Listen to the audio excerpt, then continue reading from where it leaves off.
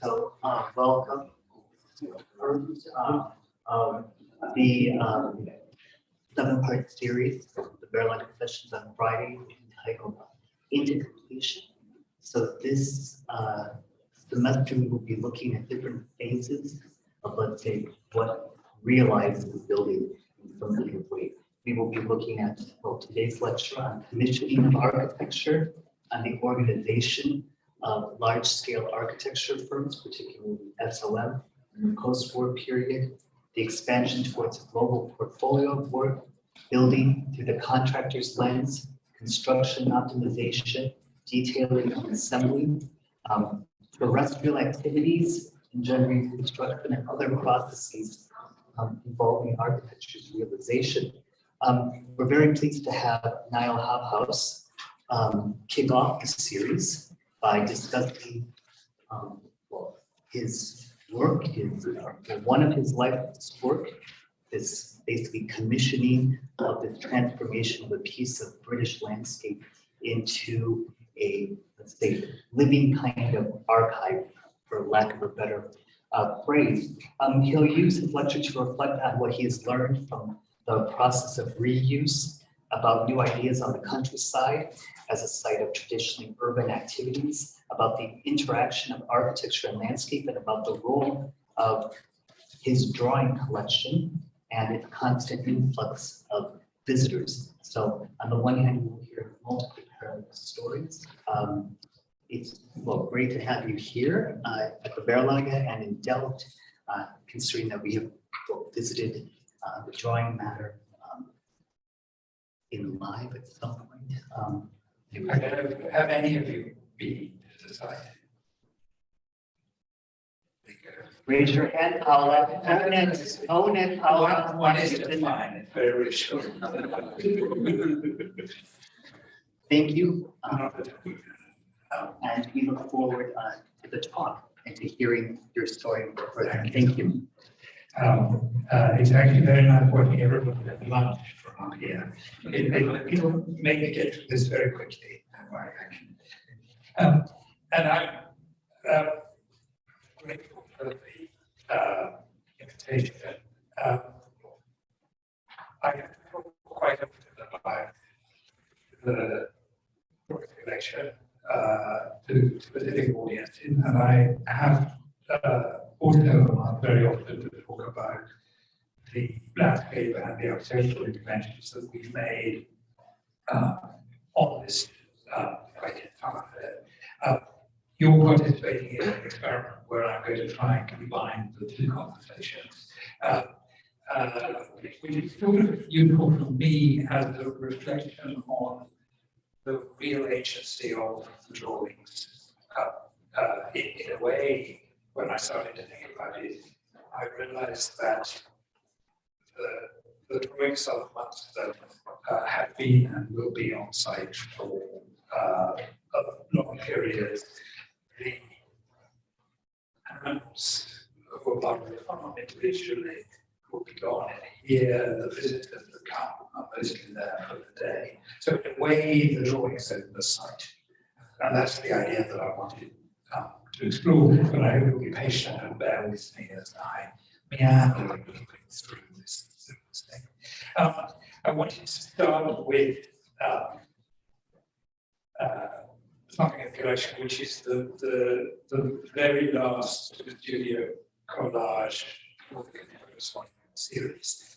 Partly because of its connection with Shatwell, but also for what it suggests about attitudes to the countryside.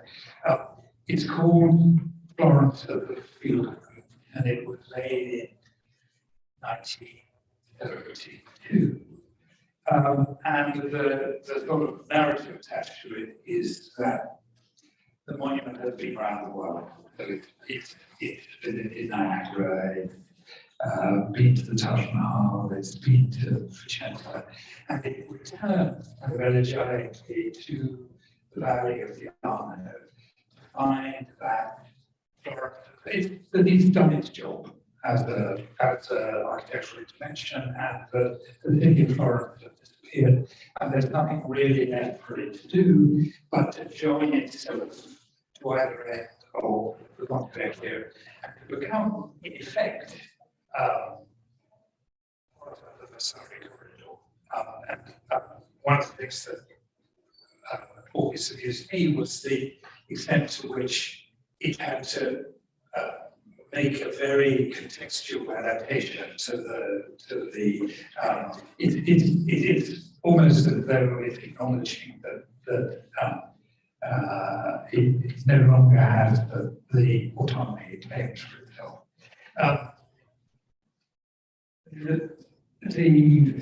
The drawing lives in this building, and I'm going to talk about buildings last, but I'm just showing you this because to sort of complete the cycle of the continuous monument. At the point when I was working with Fratelli and Natalini to gather together material from the studio archive that I wanted to bring to Somerset, I got from them a small plan chest which contained all the unused collage material that they had collected over the 50 years of the studio's existence. So you genuinely have an image of all these hipsters sitting around a table in Florence in 1958, ripping pages out of magazines and putting them into these drawers which are labeled people, landscape, cars. Anyway, when I got to the collage box, they insisted on doing a last studio collage, a sort of final studio collage of the continuous monument arriving on the site in Shatwell. And that's probably really my starting point for all of this conversation. To describe the collection a little bit, we're very, very focused on, how should I say, architectural principles. I'm interested in most basic problem, I'm interested in technical rather than presentation drawing. On a sort of simple principle that we on the whole know what the buildings look like, but that the evidence of mistakes and changes of direction that the technical corroding which offer may not be so valuable in terms of architectural history, but it's the key. It offers the key insights into how architects think.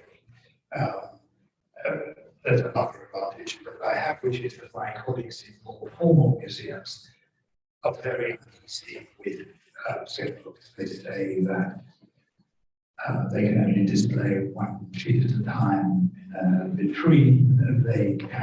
They represent conservation problems. So it's in that sense be easy for me to collect literally under their noses.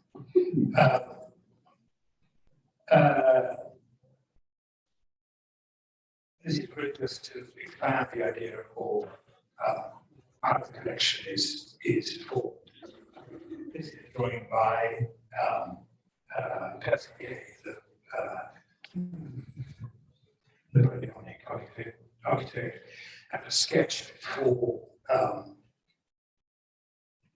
a imaginary museum of, or sketch for a drawing of an imaginary museum of Roman antiquities, made just at the period when Napoleon was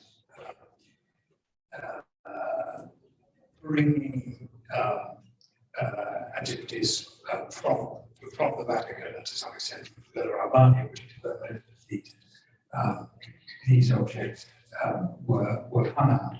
The reason I'm showing it to you is to make a point, and I think I could do it best by showing the next image, to make a point about where, for me, the value, the intellectual rewards lie. The drawing on the right is the finished drawing in the French Museum, for which the drawing on the left, which is in fact exactly the same size, was made. I'm much more interested in the sketch than I am in the finished drawing, and for most of, I mean, it was in the, it was exhibited in 1800 in France, and for most of the period since, it's the image on the right that has excited the marketplace, collectors, museums, and so on. And the sketch on the left would have been, in a sense, dismissed as in some way preliminary. My point is always that in this context, drawing is actually, drawing is a verb, not a noun. And it's that which I try to stress in relation to the collection. This is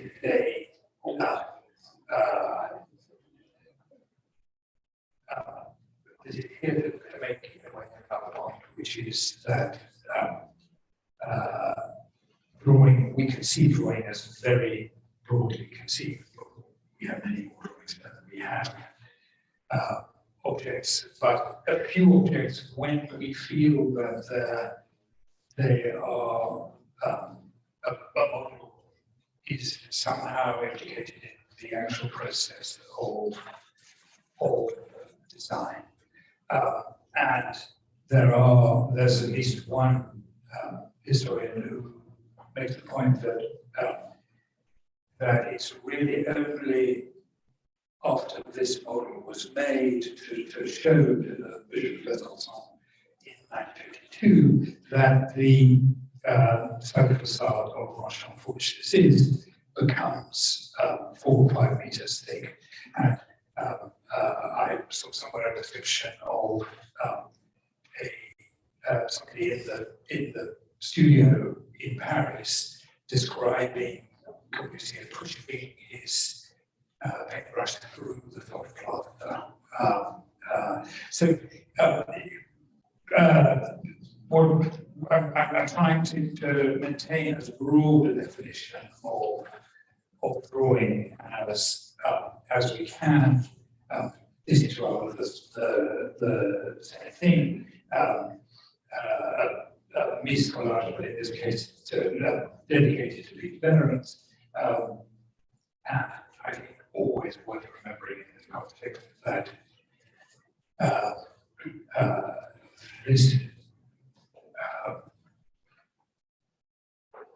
that these very, very powerful images tend to be produced when there isn't much else going on contextually in the office. I mean, this is 1922. The French are invading the Ruhr. The inflation is at 150%. I mean, this is one of the things that I've always enjoyed about these kind of drawings is that you have to see them or understand them in the sort of context in which they were produced.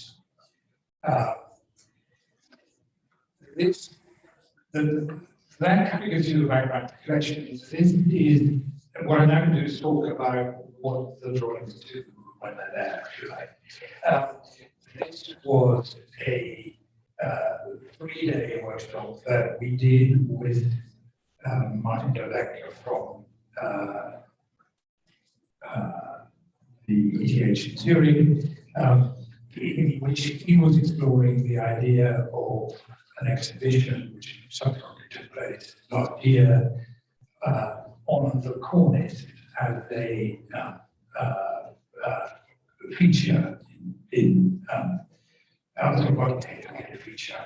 And this is really here to show you what we can do with drawings in the very formal context in which we keep them. My experience of most archives is that actually one needs to know what the conclusions of one research are before one actually is allowed to effectively consult them. And Martin clearly felt that this was a much more rewarding way of exploring his ideas. And I think about 30% of the drawings here ultimately went to the exhibition in Zurich, but we learned a huge amount in that process. I'll show you then this is another kind of research archive experiment. These are some pairs of drawings by Alvaro Siza on the right and James Gowan, the partner of Jim Sterling, on the left. And were part of an exhibition of an exhibition that we did at the AAA in London, in which we took these two practitioners, both working on social justice projects in the 1970s, but in radically different contexts. Cedric was working during the Portuguese Revolution. Gowan was working at the end of political government. So very different, but what we did was explore very similar the ways in which each, I would say that they were, the extent to which each was addressing similar problems. Here we are with the plan of development, which is in both on the right and Trafalgar Road in Greenwich on the left. Here we see the each exploring facade, the sort of language of facade. So I use it as again as an example of the ways in which drawings provoke thought to reflect. I've thought about that later. So then, give you an idea of how the material then goes out into the world. It's not really the dimension of the archive that interests us. Probably we're more engaged with the publication program, which a huge amount of which is records of people's responses to individual drawings when they come to Shatwell. But it's been, particularly in the last 2 years, it's become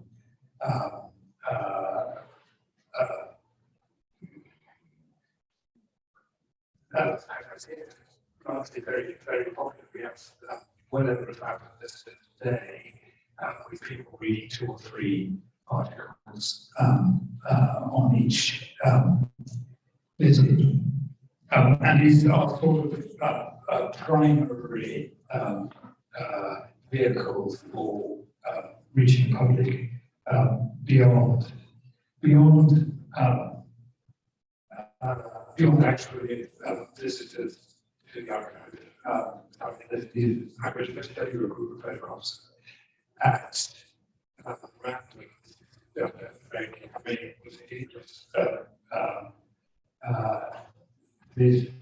Sorry, moving too far. this is a film we made of Siza looking at his own textbooks. We were doing an exhibition in Germany, and we were consulting the problem professionals, which was the one that my dear friend pointed out, which you could only have one page open at a time.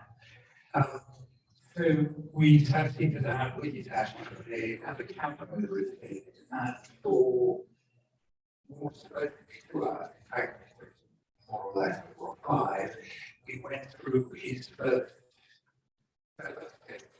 page by page. And I then persuaded the museum, I don't think anyone was getting into, I persuaded the museum in Berlin to agree to open the vitrine every day. And we covered films, so Caesar was always talking about the pages that were open in the in front of him.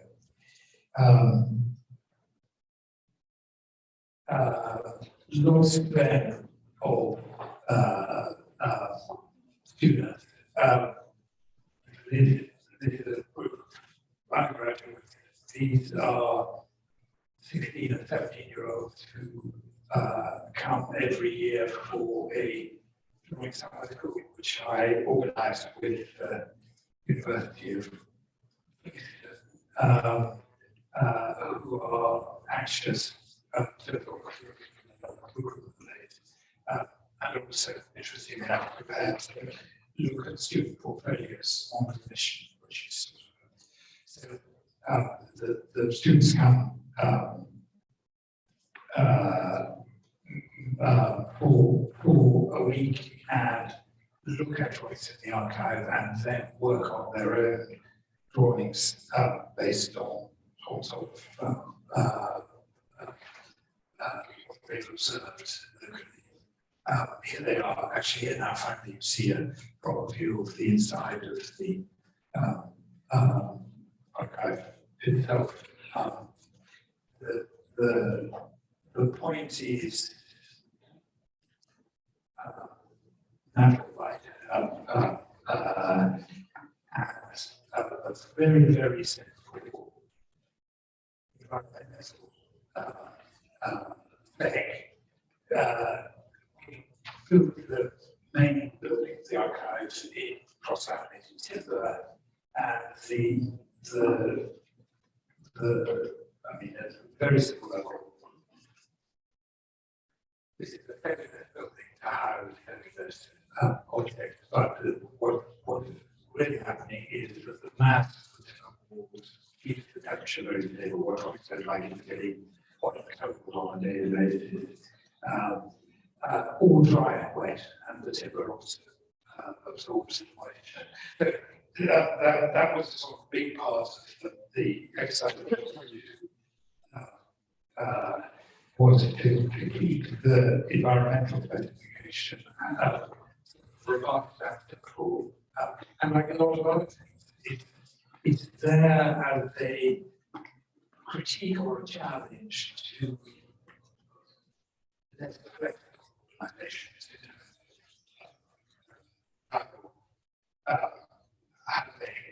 They handle that. This is more another student event.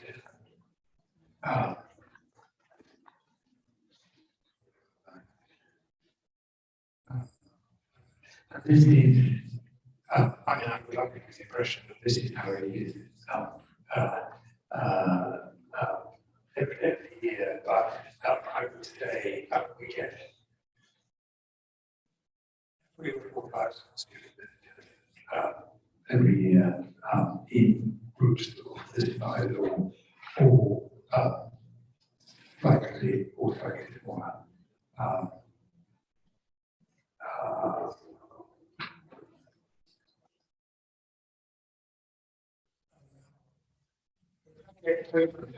Closes the building. This is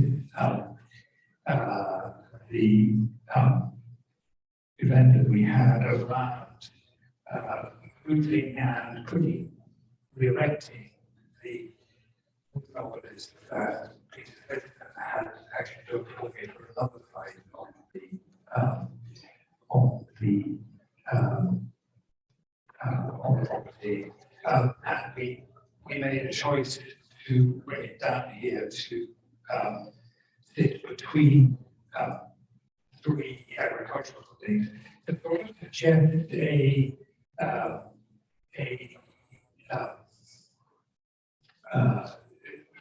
play with this ambiguity about whether this is truly an urban site or a rural one. The story of the obelisk, for those of you who don't know, is that Peter designed it for a hospital, a 20th century hospital building that he specifically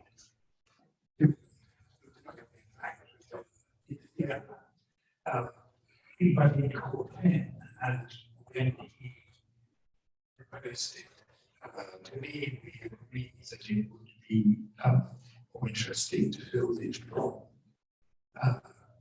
oak that we could pick in the woods in Somerset.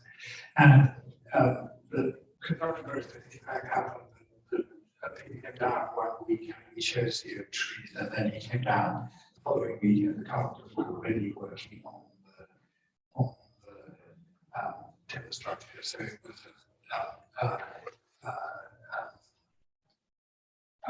the real issue was in fact the question of where we sited it, because he and I didn't eventually agree, and I got him to agree at least that if I found a better site for it, I could live with it, which is what I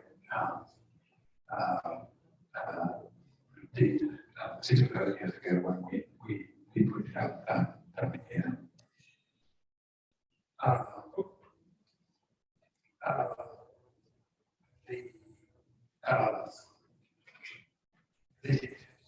But if you quick slides or even more use the performance of S that we did 3 years ago, using projected images from the Royal collection, with the kind of narrative that the site where all this is taking place. The author, if you don't know it, is about NS leaving falling in ruins, coming to Carthage, rejecting an alliance or marriage with going to found Rome, which ultimately loses Carthage. So it was about the rise and fall of the city, and the idea that we gave the director was to imagine this valley in Somerset as having been once the core of a great city, or to have the potential of becoming one in a couple of years or so. So it was very much, it was a sort of play on the places that offered before the event, before we began. Sorry, this is my daughter's wedding. Just this is my one.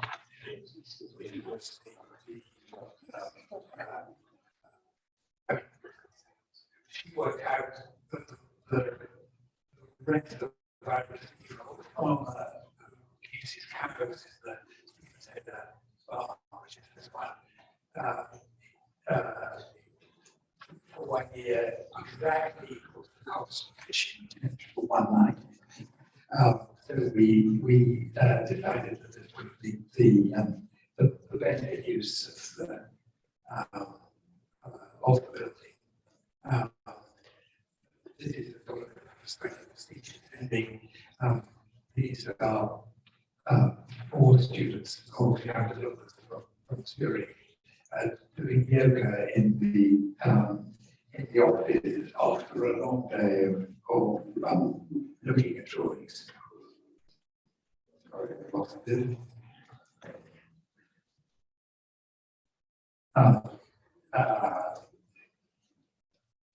There's a sort of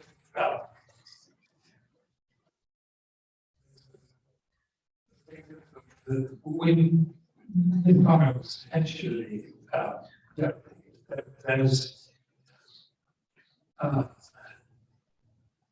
there's a kind of speculation that we never quite thought that or I've never been completely satisfied, which is the idea of these cows that visit the custard are in fact ordered from a theatrical agency when I've left London to come to Somerset, and that they're there in a way like a lot of these other things, a lot of the other things that go on in this part of the world, to sort of perform, if you like, the countryside. And actually, I thought this idea was very fanciful until I discovered a correspondence between Price and his farmer in Wisconsin in the 1920s, in which the farmer is saying, this word, you can't both put up the rent, and it seems that I only have brown cows in the so I think the idea that the cows are in fact the overall landscape is very well established.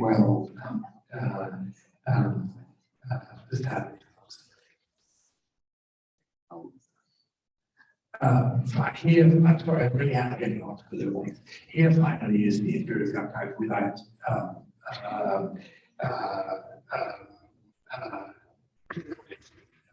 in it, a little digression drawings. The following 3 slides that I was going to show you are things that that came out of a wonderful article that Siza wrote, in which he says that he would love to be commissioned to build in the Sahara because he would find something in the Sahara that would generate a meaning and a context for the thing that he proposed. And these are, it's very, very much part of my thinking about the landscape in Somerset. And these are, in a sense, 3 other architects making somewhat analogous responses purely by chance in repositioning Chicago Road in the desert.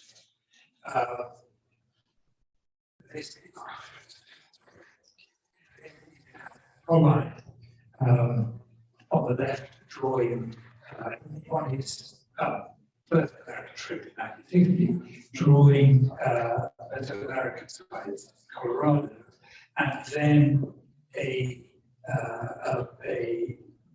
the earliest of these strange fantasies is that he got a big then developed through the early years in the 1960s, but derived directly from the American Indian. Was this the right one? Was it? The right hand one. The left hand one is a study drawing, but they come from the same schedule. And they're on both sides. Yeah, they're both online. Yeah. And this slightly fancifully, but this is the radical Portuguese practice in the mid-1970s, imagining that the main avenue in Porto has been in part filled with sand, in part filled with agricultural land. So we go back here to the superstudio collage at the beginning. I'm sort of moving out here. So this is actually a photograph taken 3 or 4 years ago. So quite a lot has changed. The principle on which we operate is that there is no master plan. and there's no expectation that the project will ever be finished. What actually happens is that each new project creates the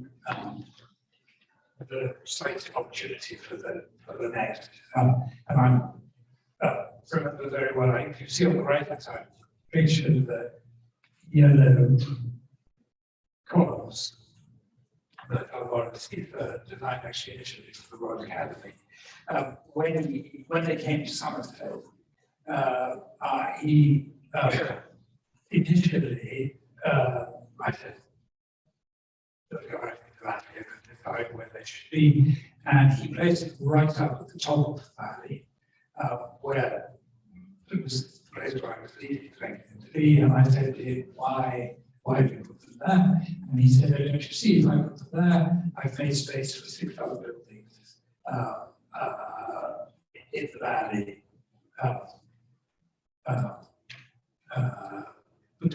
Between these and where we were standing. I noticed that my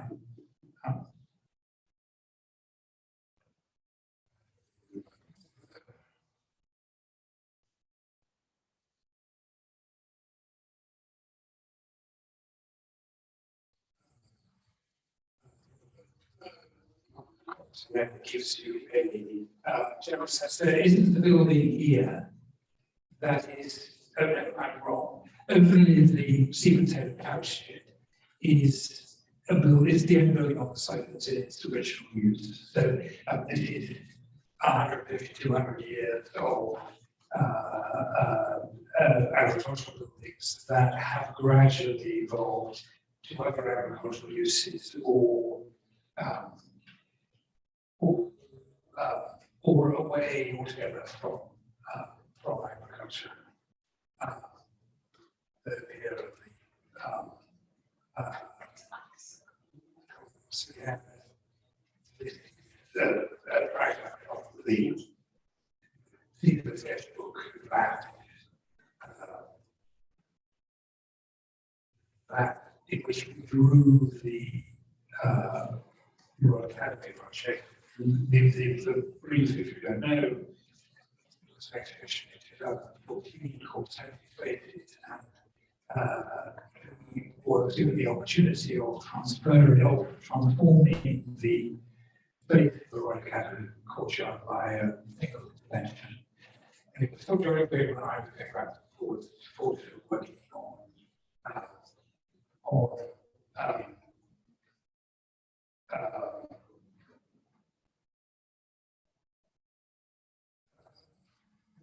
working with it, and every time I went to Porto, the Royal Academy rang me up and said, Neil, can you persuade Mr. Siza to make the columns for us a little bit bigger? And every time I arrived in Porto, he made them smaller. And eventually I had to leave him in peace, because the point is, if he can do it with matchsticks, he'll do it with matchsticks. The other nice thing about it was that I said to them, before we put back up here, why are they yellow? And he said that when he was doing this drawing, it was raining in London, and he couldn't think how to make the project work.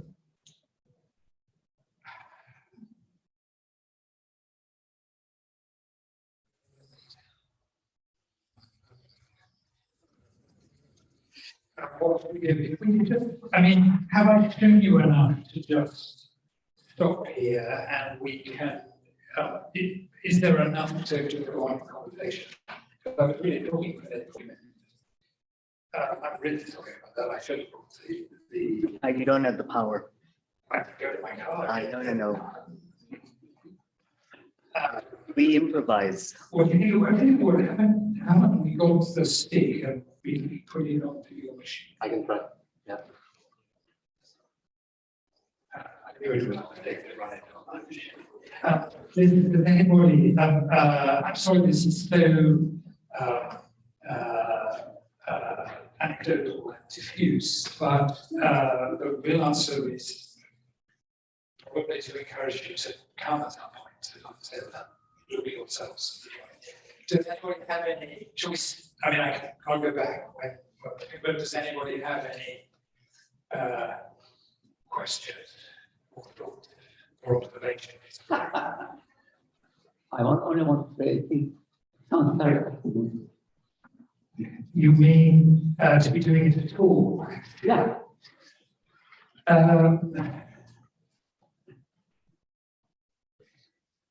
Because you Sorry? do fail. No. I mean, it's amazing that you, I remember that you brought the fragments from Robert Houdet are also somewhere on your site. Yeah. Isn't it? Wait. Well, we gave them lots is Truly, that is sort of Yeah. the memory of the process. I think that's the point. It's about process. It's about it's about time. But maybe can you go back? Can you tell us just a little bit more about the origin stories? So how this even came into your imagination? It's like, be really honest and say there was never a vision. And in a certain way, I think that if there had been a vision, it would have compromised the project. What really happened was that the collection of drawings, you saw it up, it became too big for London, and I had this property in the country, and I just started a educational charity that was about getting people to interact with the drawing. And so it seemed interesting to try and gently convert the site. We have very limited agricultural use into kind of a canvas of office. I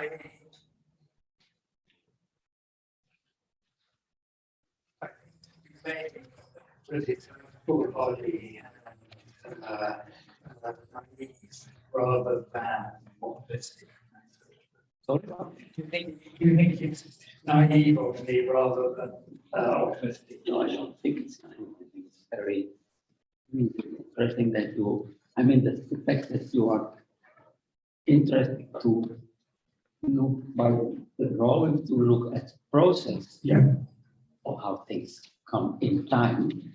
That I think that's very interesting, because I remember doing exhibitions in the 90s when I wanted to do, let's say, process drawings, etc. People don't understand them because they want to see the let's say, the perspective or the final sort of presentation drawing.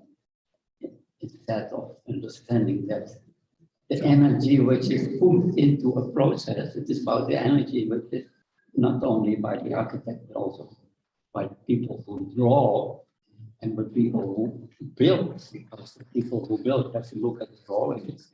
And so to understand that the drawings have that, I think that's what I think. Especially in this time where the media only, in this media time where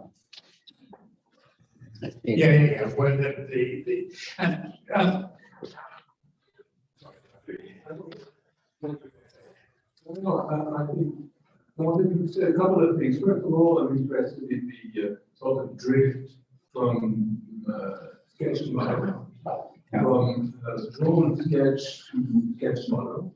Model sketch. I think it's very important. This piece, most of these pathetic. have you never seen it? No. It came from a radar point. I mean, it's a complete shock because it really changes the complete story of. If it's true. If it's true, but if I mean, it's always more. even prolato, it can trigger hypotheses. So what would be, you were talking about the sketchbook as an object.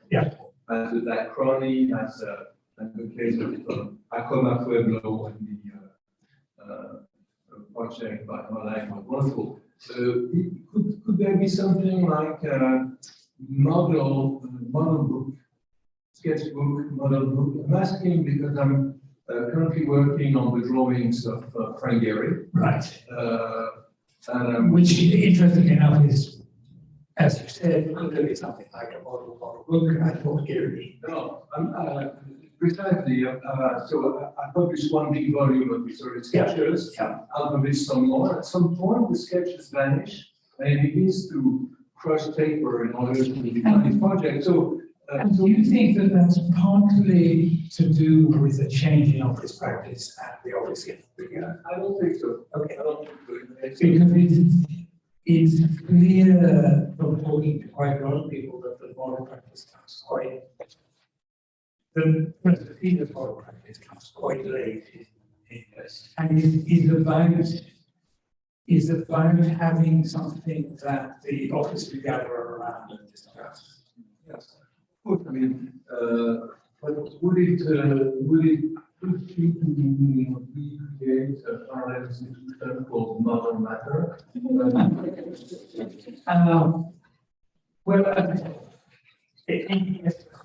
the problem with models is that, in my imagination anyway, the problem with models is that they so often represent a snapshot.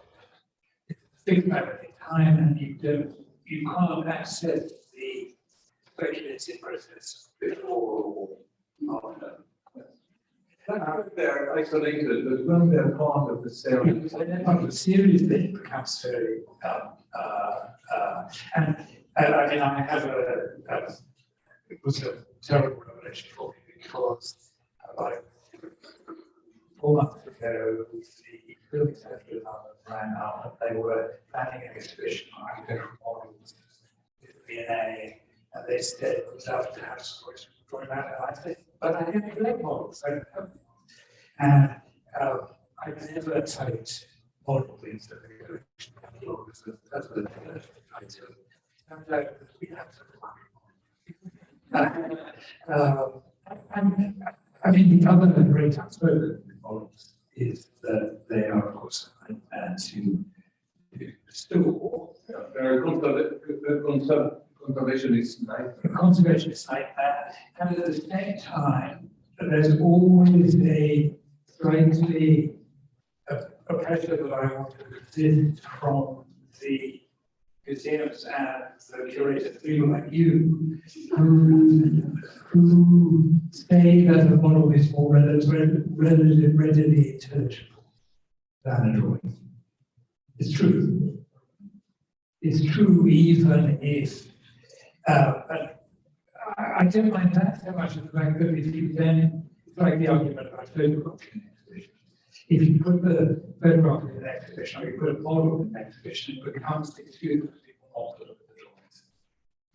And that's the reality that, so that's why I would in my ideal world withhold models, withhold photographs, at least until the next room, and then they can.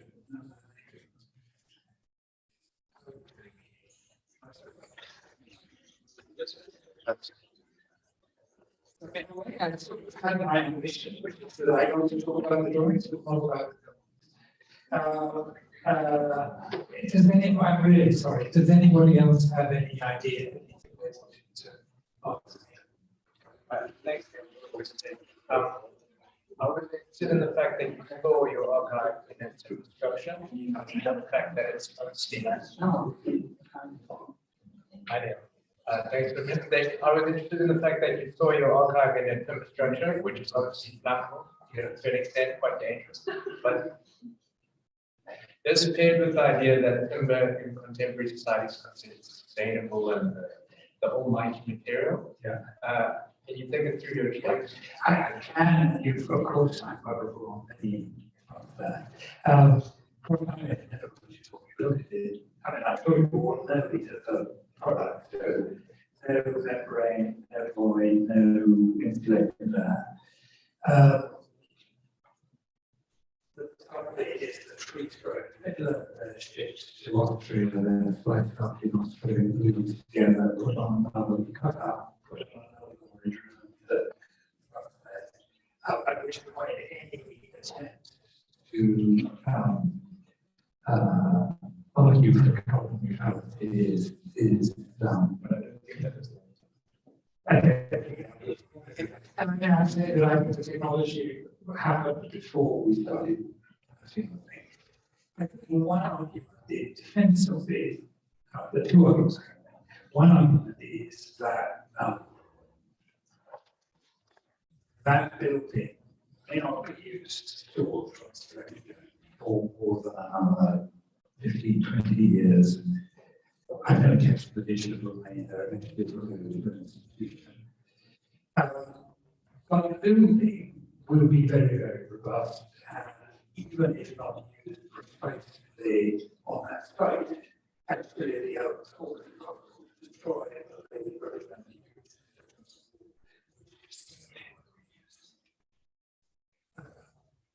the funny one. I was very nervous, like, because then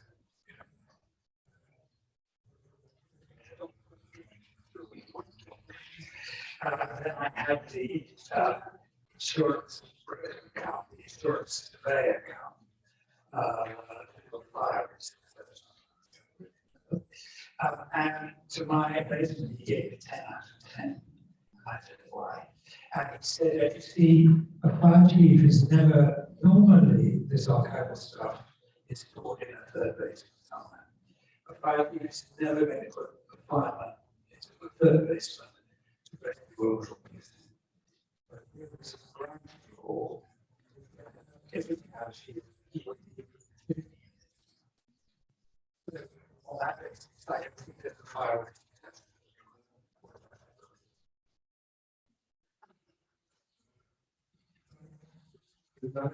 Yeah, that's fine. I mean, the reality is that cross that base does very, very slick. I mean, that's these are like we should see it. I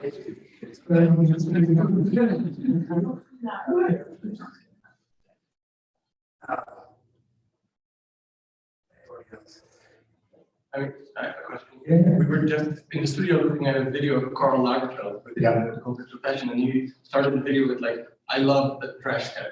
So he sketches in trash.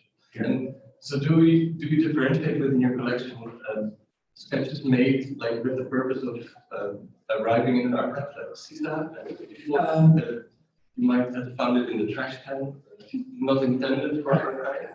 There's a good story, John, that Nicholas has about having a talk at the Canadian Centre for Architecture, and one of the local architects came and he said, they have no value at all, and in order to demonstrate this, he opened his sketchbook, ripped out a page, it's probably out and threw it into the way. Good theatre. He said that Nicholas was the boss then, got a call 20 minutes later from the security guard saying that this French guy ruling in the waiting room saying he's left a drawing there. So the answer is the architects themselves. I mean, I can go on about this. There's always going to be somebody in who the night before the project is opened, the wild conceptual sketch. So it's very to sign it in the morning and give it to the client. Again, it's the idea. I'm interested in the drawings. I'm very interested in drawings where there is no imagined audience beyond the designer itself. And it happens that sketchbooks tend to be the most powerful repository of that, and in fact the most useful one, because the sequence of thinking is put there for. I mean, in other words, actually trying to reconstruct the sequence of that half-alive sketchbook is a nightmare. I mean, I'm only assuming that he'd been copywriting first and then started doing the British cabinet. It's always suited my story to tell it that way, but I can't actually explain it. Whereas with the Siza things, it was also interesting that Siza did not regard his sketchbooks as part of his archival legacy.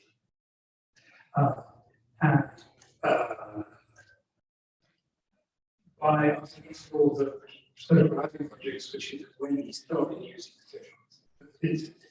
It's a bit of a question, but it's a good story.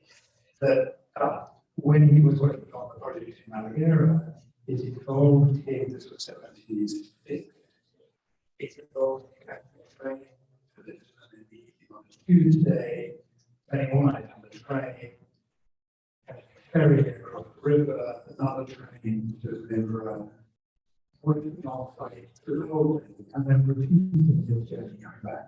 So he arrives back in the office on Thursday morning, not having to talk about the bits of paper coming out of every pocket, and somebody in the office goes to the corner store, back with a book and says, please, Alvaro, could you try and concentrate all the information in these things? And there are now nearly 700 of these sketchbooks, of which I have the first 70 or 80, something like that. But when I proposed taking from him the projects that I wanted, it was partly that the sketchbook practice had begun then, so the sketches existed. But he initially didn't understand what I wanted them, then felt that I was asking something very much too personal. And then, and it became then that's why I went so often to Porto. It was how shall I say, a courtship. He had to trust me in the end with these things. Interestingly, what's happened in the period since then is that 3 or 4 of those also weren't publicly available or available in the same way to scholars. What's happened since then is because the CCA set and mine, and mostly online now, 3 or 4 of the PhD candidates who were working on his work have, as it were, shifted focus towards the sketchbooks as the key document. Sorry, that's a very long-winded argument. But you can see it really engages me. Hi. So I was wondering, so as architects want to see a drawing to be valued in a different way, when also clients are involved into the process, and they're expecting something like I don't know, like the collage that we saw us or something different than the conceptual drawing that we're doing. So I was wondering how do you react in that need of taking the drawing, the conceptual drawing, a level up, in the sense that we have to communicate what we're doing. And part of my answer to that is to say that what I like to do with they were more or less contemporary program, things collected over things collected, things that I've collected more or less over from the last 50 or 60 years, is try and get everything.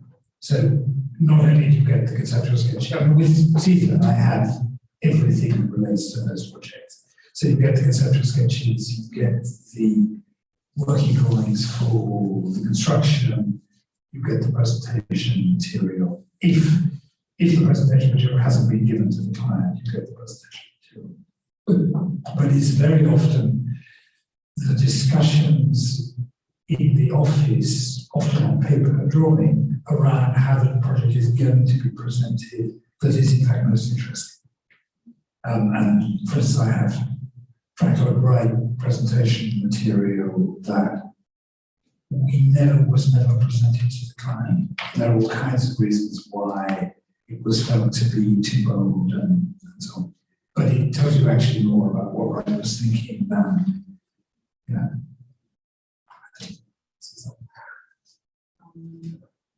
I have a question, just slightly different from the drawing and the direction of drawing, but you mentioned something about not having a master plan in mind. Yeah.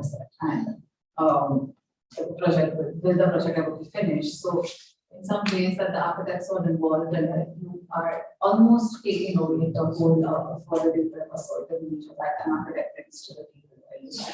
Right? You mean the authority that the master planning architect would Yes. have, right? And I would say there that, and this was the bit of the lecture that I but I would say there that this sort of wisdom about the wisdom of avoiding master plan is something I very much learned in the two projects I did with Cedric Price, where we agreed that,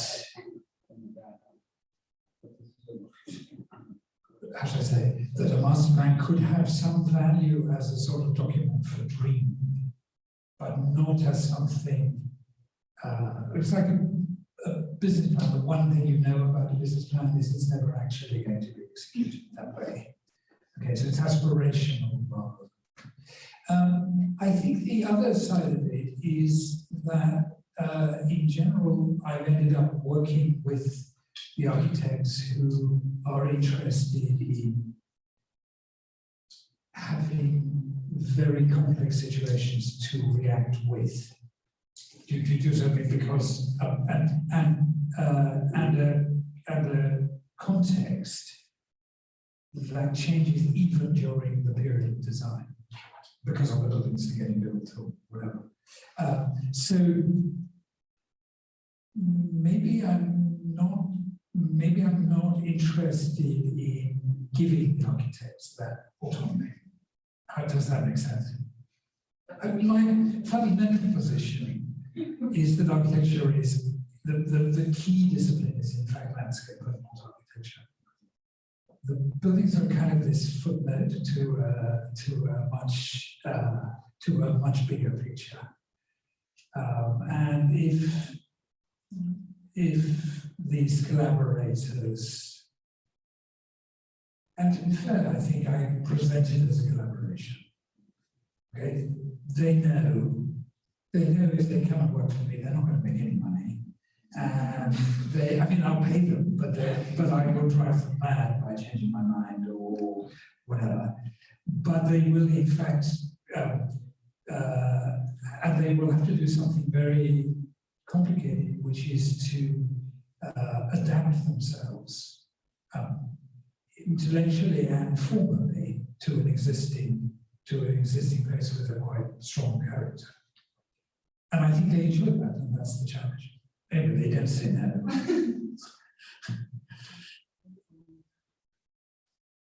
Is there a final question? You said your drawing collections from 40 million. It was a figure out of the and dollars, I think it's. But then I think is there some sort of conflict with the architects feel that the drawings are useless or worthless? The drawings, it's a very interesting question. And the simple answer to that is that 95% of the value relates to drawings from the 16th and 17th and 18th and 19th century. And that's literally what they cost. There's a sort of huge amount of the material that I have by architects who are alive has actually been given to me because they like the idea that their drawings are sitting with drawings by Schinkel or drawings by Sankar or whatever it is.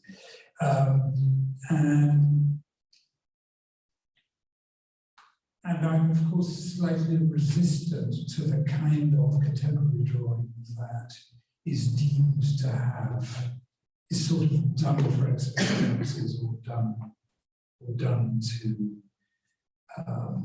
to be sold.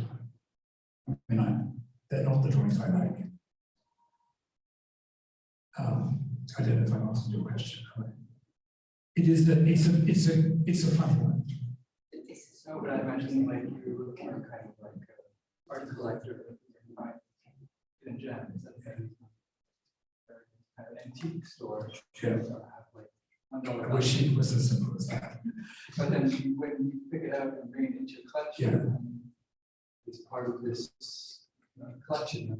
Yeah, and I have to say the calculation, you can do it as a shillings and pence calculation. I try to do it a different way, which is to say, what would this acquisition mean? And it doesn't matter whether I'm going to be given it, whether it costs me £1 at a junk store, or whether it costs me £100,000. I try to say, can it shift the value and the focus single-handedly? Shift the value and the focus of the collection. And so it gets tougher and tougher. Like, let's imagine there are 20,000 drawings there. It's harder and harder to do that job with just one. So that's the challenge I set myself. But it was a good question. Okay, I'm sorry again about this technical thing. It was a great discussion. Thank you. I enjoyed the questions very much.